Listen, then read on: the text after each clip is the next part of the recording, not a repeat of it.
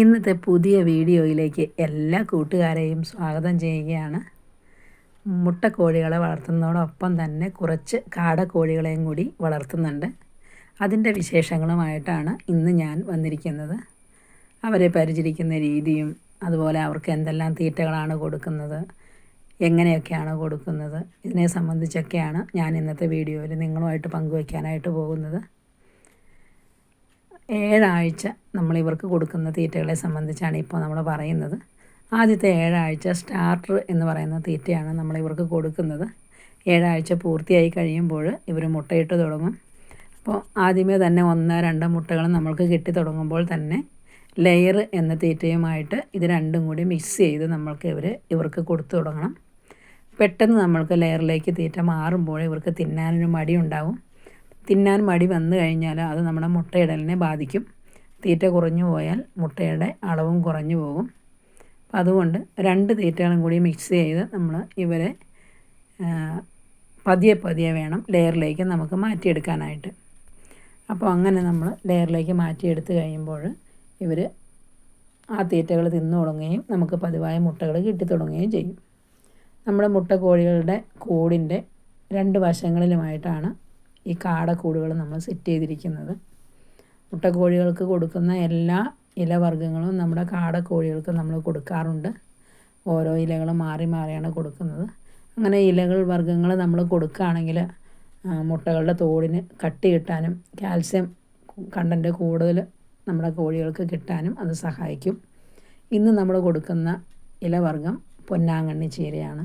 ഈ പൊന്നാങ്കണ്ണി ചീര നമ്മൾ പറിച്ച് ചെറുതായിട്ട് അരിഞ്ഞ് ആണ് നമ്മുടെ കോഴികൾക്ക് കൊടുക്കുന്നത്. ഇതേ ഇലവർഗ്ഗം തന്നെയാണ് ഇന്ന് നമ്മുടെ മുട്ടക്കോഴികൾക്കും കൊടുക്കുന്നത്. ഏതാണോ നമ്മൾ കൊടുക്കുന്നത് അതാണ് 2 കോഴികൾക്കും കൊടുക്കാറ്. തീറ്റകളുടെ കാര്യത്തിൽ മാത്രമാണ് വ്യത്യാസമുള്ളൂ. വളരെ ഇഷ്ടമാണ് കേട്ടോ ഇലകൾ തിന്നാനായിട്ട്. കണ്ടോ എന്തൊരു ബഹളമാണെന്ന് നോക്കിയാൽ അവരെല്ലാം തന്നെ ഒരെണ്ണത്തിൻ്റെ മുകളിൽ കൂടി കയറിയാണ് തിന്നാനായിട്ട് വരുന്നത്. ബഹളമാണ്, ബഹളത്തിൻ്റെ ബഹളം. കാരണം ഇവർക്ക് വളരെ ഇഷ്ടമാണ് ഇലകൾ തിന്നുന്നത്. അങ്ങനെ നമ്മൾ ഇലകളെല്ലാം കൊടുത്തു. എല്ലാവരും തിന്നുകയാണ്, എല്ലാവർക്കും വളരെ ഇഷ്ടമാണ്. ഇപ്പോൾ കോഴികൾ അപ്പുറം കിടന്ന് ഭയങ്കര ബഹളം കേട്ടോ. മുട്ടക്കോഴികൾ അവർക്കും നമ്മൾ കൊടുക്കുകയാണ്. ഇപ്പോൾ തീറ്റയെല്ലാം ഇലകളെല്ലാം കൊടുത്തിട്ട് ഒരു 4 മണിക്കൂർ കഴിഞ്ഞു.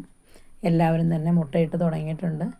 തീറ്റപാത്രത്തിൽ നോക്കുകയാണെങ്കിൽ ഇലകൾ അവിടെ ഇവിടെയൊക്കെ 1-2 ഒക്കെ കാണാനുള്ളൂ. ബാലൻസ് ഉള്ളതെല്ലാം അവർ തിന്നു കഴിഞ്ഞു. എല്ലാ കോഴികളും മുട്ടയിട്ട് കഴിയുമ്പോഴത്തേന് രാത്രിയാവും കേട്ടോ. അപ്പോൾ നമുക്ക് വീഡിയോ എടുക്കാൻ പറ്റില്ല. അപ്പോൾ കുറച്ച് മുട്ടകൾ ഇട്ടതാണ് ഞാനിപ്പോൾ ഒന്ന് പറക്കിയെടുക്കാനായിട്ട് പോകുന്നത്, വീഡിയോയിൽ കാണിക്കാൻ വേണ്ടിയിട്ടാണ്.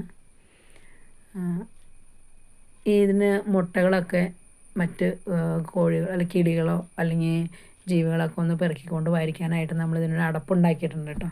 അപ്പോൾ അതിനൊരു ചെറിയൊരു ലോക്കും ഒരു കമ്പി കൊണ്ടൊരു ലോക്കൊക്കെ ഉണ്ടാക്കിയിട്ടുണ്ട്.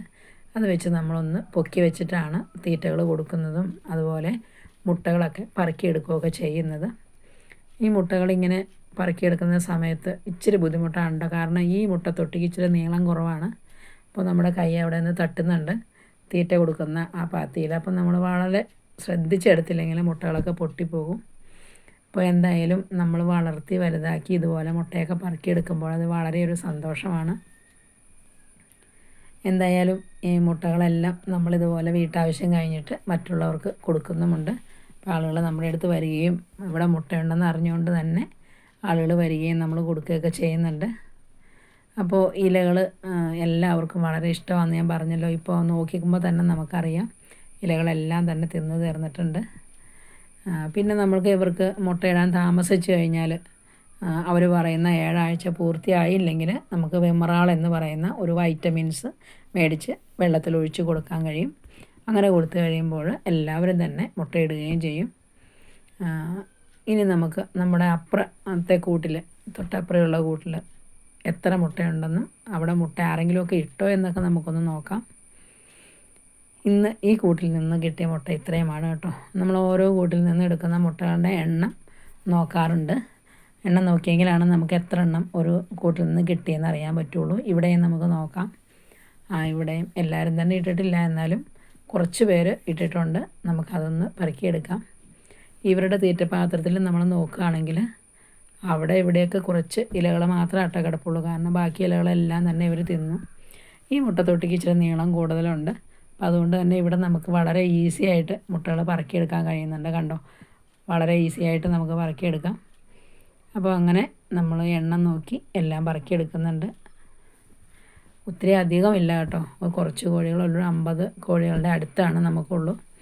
അപ്പോൾ അവരുടെ ഉള്ള മുട്ടകളെല്ലാം നമ്മൾ പറക്കിയെടുക്കുകയാണ്. ഇന്നിപ്പോൾ എല്ലാവരും തന്നെ ഇട്ടിട്ടില്ല, എല്ലാവരും ഇട്ട് തീരുമ്പോഴത്തേനും രാത്രിയാവും. അപ്പോൾ ഒന്നുകൂടെ നമ്മൾ പറിക്കേണ്ട വരും. പറക്കിയെടുക്കുന്ന സമയത്ത് രാത്രിയാകുമ്പോൾ നമുക്ക് വീഡിയോ എടുക്കാൻ പറ്റത്തില്ലല്ലോ, അതുകൊണ്ടാണ് ഇന്ന് ഇച്ചിരി നേരത്തെ മുട്ടകളെല്ലാം പറക്കിയെടുക്കുന്നത്.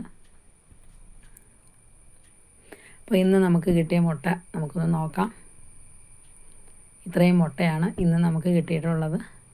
അപ്പോൾ കഴിഞ്ഞ ദിവസവും നമ്മൾ കുറച്ച് മുട്ടകൾ എടുത്തത് വെച്ചിട്ടുണ്ട്. അതും ഇന്നത്തെ മുട്ടകളങ്ങനെ കൂടി നമുക്ക് ഒന്നിച്ചാക്കി വെക്കാനായിട്ട് കഴിയും.